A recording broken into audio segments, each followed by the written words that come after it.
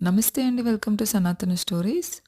ఈరోజు అనగా 30 జూన్ 2025 ఆషాఢ శుద్ధ పంచమి. దీన్నే స్కంద పంచమి అని కూడా అంటారు. రేపు జూలై 1, 2025 స్కంద షష్ఠి. ఇప్పుడు ఈ స్కంద పంచమి, స్కంద షష్ఠి విశిష్టత ఏంటో తెలుసుకుందాం. ఆషాఢ శుక్ల పంచమిని స్కంద పంచమి అని, ఆషాఢ శుక్ల షష్ఠిని స్కంద షష్ఠి లేదా కుమార షష్ఠి అని అంటారు. తెలుగునాట సుబ్రహ్మణ్యేశ్వర స్వామి అంటే నమ్మకం ఎక్కువ.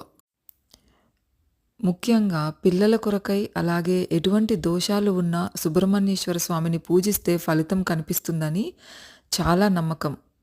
ఇంతకీ ఆ సుబ్రహ్మణ్యేశ్వర స్వామి జన్మించింది ఎప్పుడు అంటే కుమార షష్ఠి రోజే, అంటే రేపు.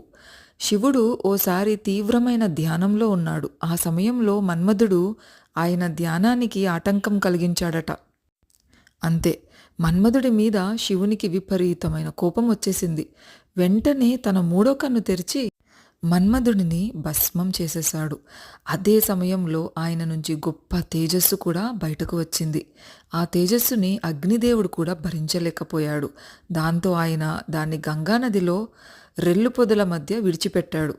ఆ తేజస్సే కుమారస్వామిగా అవతరించింది అని ఒక పురాణ గాథ. కుమారస్వామి అవతరించింది ఆషాఢ మాసంలోని షష్ఠి తిథి నాడే అని కొందరి నమ్మకం. అందుకే ఆ రోజుని కుమార షష్ఠి పేరుతో ఘనంగా నిర్వహిస్తూ ఉంటారు.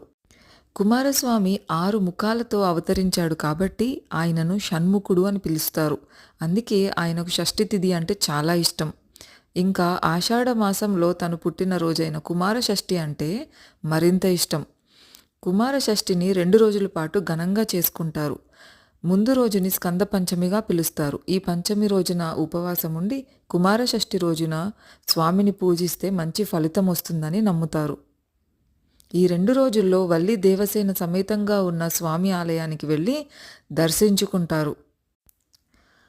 ఈ రోజుల్లో స్వామికి అభిషేకం చేయించడం, సుబ్రహ్మణ్యాష్టకాన్ని చదువుకోవడం లాంటివి ఆయన అనుగ్రహం కోసం చేస్తూ ఉంటారు. ఇలా చేయడం ద్వారా ఎవరికైనా ఉన్న దోషాలు తొలగిపోతాయట. ఓం శరవణ భవాయ నమః.